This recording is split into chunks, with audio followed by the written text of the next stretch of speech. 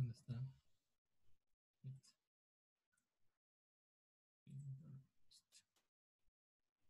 Listo. Bueno, cualquier pregunta, va a pasar unos 20 minutitos más de clases y ahí lo vamos a dejar. Bueno, muchachos, cualquier duda, pregunta, me interrumpen, me dicen y la absorbemos.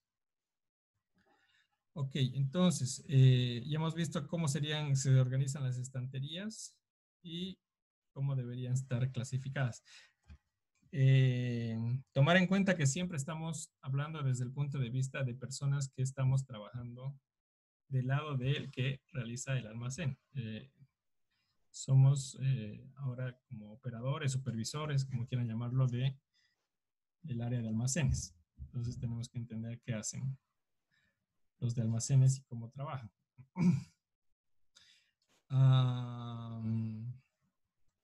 Por ejemplo, acá la asignación me dice que empieza en cuanto a los niveles, el más bajo es el 1 y de ahí para arriba para hacer los niveles. Entonces, ¿cuál es la regla? No hay unas reglas, es dependiendo de cómo trabaje el almacén. No hay una regla de cómo. Ahora, hay otras reglas, pero estas son reglas de diseño. ¿A qué me refiero con reglas de diseño? Son reglas o recomendaciones que a partir de muchos diseños que se ha hecho en la industria, se han definido como que recomendaciones. ¿Sí? O sea, no es obligatorio, pero deberías hacerlo porque te va a dar una solución mejor, un diseño mejor. Entonces, por ejemplo, el ratio ideal de terreno debería ser de 1,7 a 2, 2, 1. O sea, quiere decir que si yo tengo un terreno del almacén de, qué sé yo, de 1 hectárea, de 10,000 metros, debería ser el doble, de 1,7 a el doble de la zona de parqueo. Y, por ejemplo, de 10,000, la mitad 5,000. 5,000 deberían estar dedicados al almacén como tal, y los otros 5,000 a área de parqueo, áreas auxiliares, digamos, ¿no? Entonces, ratio ideal. Del total del terreno, la mitad debería ser almacén y la otra mitad es para ingreso de camiones, descargas, acomodo de cargas, que no son parte del almacén como tal, sino son áreas de soporte, como garaje, o sea, estacionamiento de camiones, descargas. Entonces, es una recomendación que les hace. Ratio del almacén efectivo al área total del almacén. Entonces, eso quiere decir, el almacén efectivo quiere decir dónde van a estar los racks y el área total del almacén. Entonces, antes hemos hablado de todo el terreno. Entonces, a ver si me explico ahí. Vamos a tratar de hacer algún diagramita ahí para no confundirnos. Espérame un segundo. ¿Por qué no me está pidiendo? A ver. Ya, listo.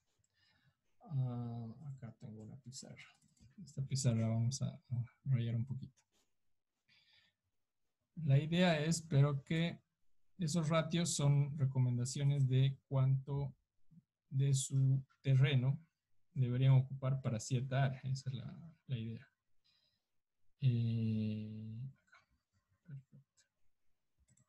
Entonces acá tengo, se ve, ¿no?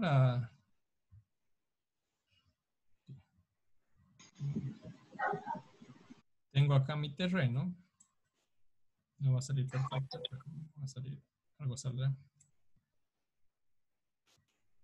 Este es el terreno del almacén. Sale muy feo esto. Y de este terreno me dice que el ratio, o sea, que yo debería hacer por lo menos, esto valdría 1 y esto valdría el doble. O sea, el terreno va a valer 2, todo el terreno, todo el área del terreno va a valer 2. Excelente. Excelente, excelente.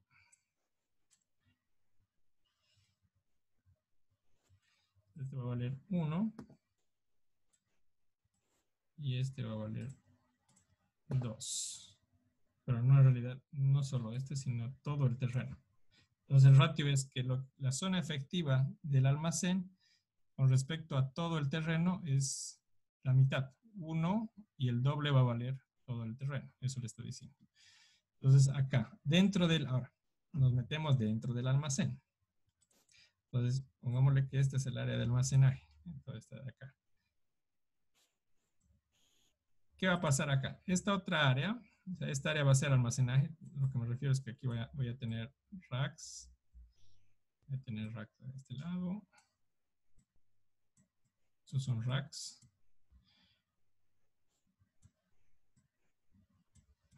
¿Sí? Y digamos que acá tenga un área este sea un área de despacho y de recepción. Acá tengan los racks. Toda esta otra área que sea área de acomodo de pallets, o sea, almacén, estacionamiento de camiones, toda esta parte de acá. Entonces acá puede ser, vamos a poner como área de estacionamiento.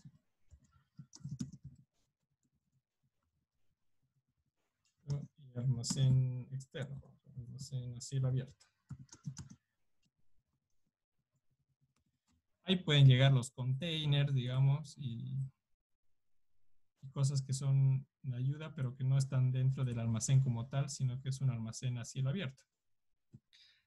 Entonces me está diciendo las recomendaciones, me dicen que el ratio debe ser 1,72 a 1. O sea que el doble del terreno y la mitad debería ser el almacén. Esa es la primera recomendación. La segunda recomendación me dice de que el ratio debería ser 1 a 1,4. Es decir que esto debería valer 1,4 el área de despachos. Entonces acá, esto sería el área de despachos. Vamos a poner acá. Entonces, recepción y despacho.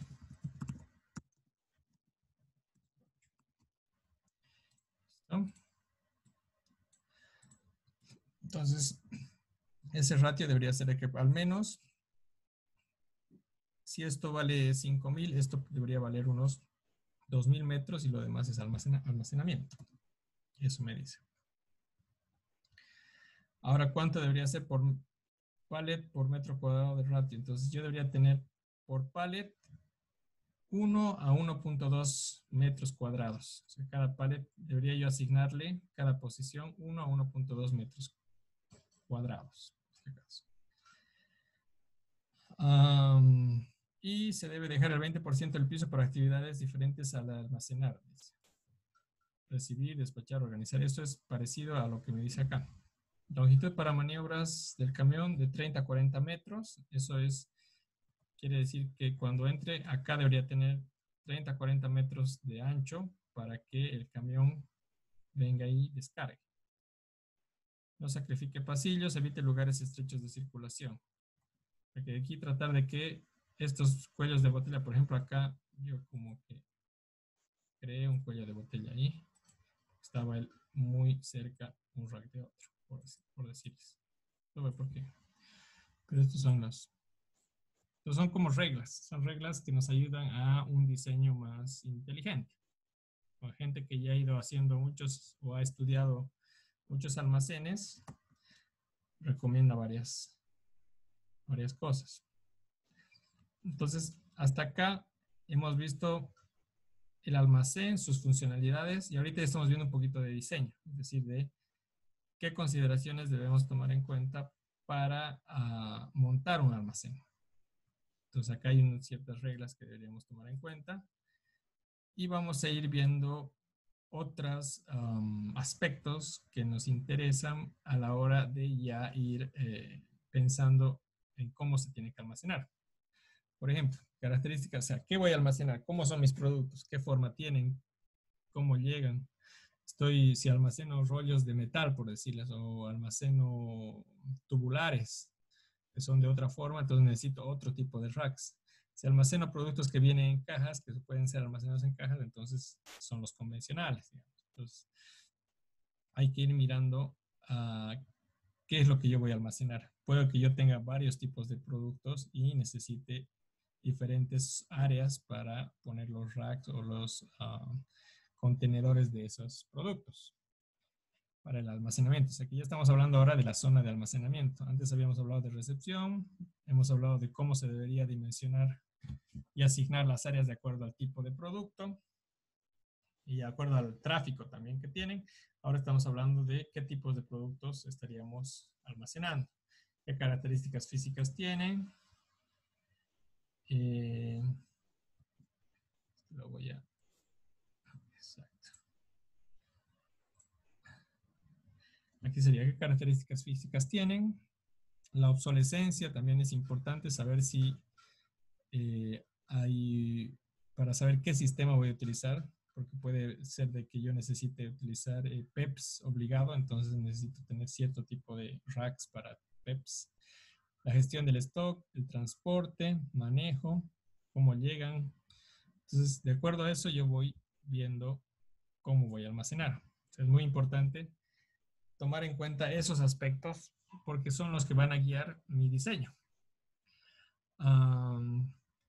Por ejemplo, qué volumen tienen, si en los pallets cuántos niveles yo puedo poner, qué tan alto va a ser el pallet para saber que mis estantes qué tan altos voy a poder dimensionarlos, qué empaquetado, si son frágiles, se pueden apilar varios pallets uno sobre otro, por ejemplo. Saber cuántas unidades tienen por pallet para conocer mis SKUs. Saber si son peligrosos, si son material que pueden corrosivos, se pueden filtrar, digamos, las pinturas o ciertos elementos ácidos que yo tal vez me toque, dependiendo del área, ¿no? En qué fábrica estoy trabajando y qué es lo que necesito yo almacenar. Condiciones ambientales, si necesito refrigeración, si necesito humedad controlada, si va a haber productos que se pueden echar a perder en cierto tiempo, fragilidad. Entonces, son muchas consideraciones, ¿no? ¿Qué sistema de codificación y dónde voy a colocar, en qué parte van a estar las etiquetas, cómo las voy a manipular? Entonces, ¿cuánto es lo mínimo que yo puedo sacar? Si puedo sacar un pallet o puedo partir ese pallet en menos, de pronto puedo hacer eso. O genere un sistema que me permita partir el pallet y sacar menos, no tener solo esa unidad mínima. Saber cuánto vamos a pedir, el stock de seguridad, todo esto de stock lo vamos a ver en la siguiente parte del almacenamiento, que son inventarios. Rotación, nivel de stock, todo eso es parte de inventarios. Transporte, embalaje, peso, volumen, eso también tenemos que tomar en cuenta, cómo llegan. Y esto es lo que ya hemos visto. Quienes tienen alta rotación, que son el número de salidas que hemos visto ahora, cuáles son los que tienen más salidas, artículos estacionales. ¿Se entiende lo de artículos estacionales? ¿Qué va a pasar si yo trabajo en una tienda que vende cosas para Navidad, juguetes, por decirlo? O sea, pongan multicenter. Y los juguetes sabemos que son estacionales. Los juguetes solo salen o sea, tienen una época muy alta que es Navidad y de pronto por el Día del Niño o así fechas como que son bien específicas. Entonces, a esos, ¿ustedes cómo creen que las debería almacenar? ¿Debería darles una posición A, B, C? ¿Cómo creen ustedes que debería tratar a los juguetes? Si yo fuera, no sé, personal de multicenter.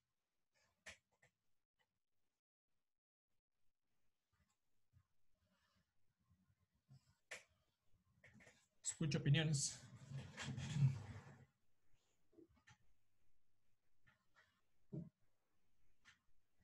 Profe, no puedo escuchar bien esto. ¿Será que puede repetir? Es como está mi familia ahorita, acaba de llegar, se escucha despacio. Les decía que como si yo fuera personal que trabajo en el almacén de multicenter, ¿dónde debería almacenar a los juguetes? Que se venden más en Navidad. ¿En qué parte del almacén ustedes lo pondrían? de acuerdo a lo que ya hemos visto, ¿no? Con criterio.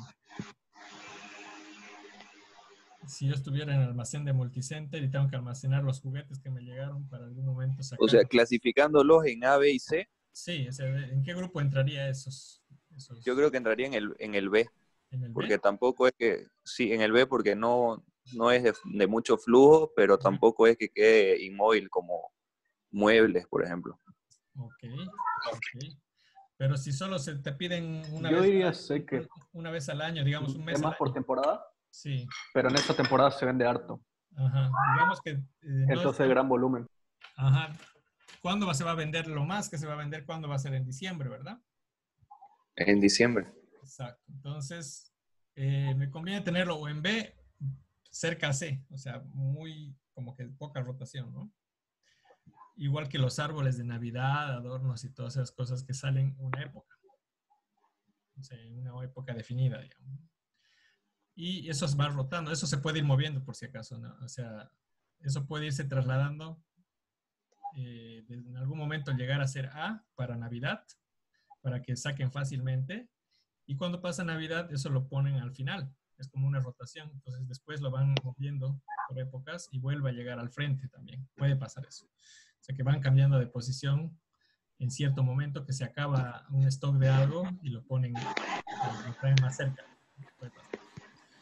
Entonces, los juguetes, por ejemplo, es un tipo B a tipo C. No puede ser tipo A porque los juguetes no rotan todo el tiempo, rotan en ciertos momentos. Igual que los útiles escolares, por ejemplo. Los útiles escolares en febrero, marzo, es una locura. O sea, ven en arte.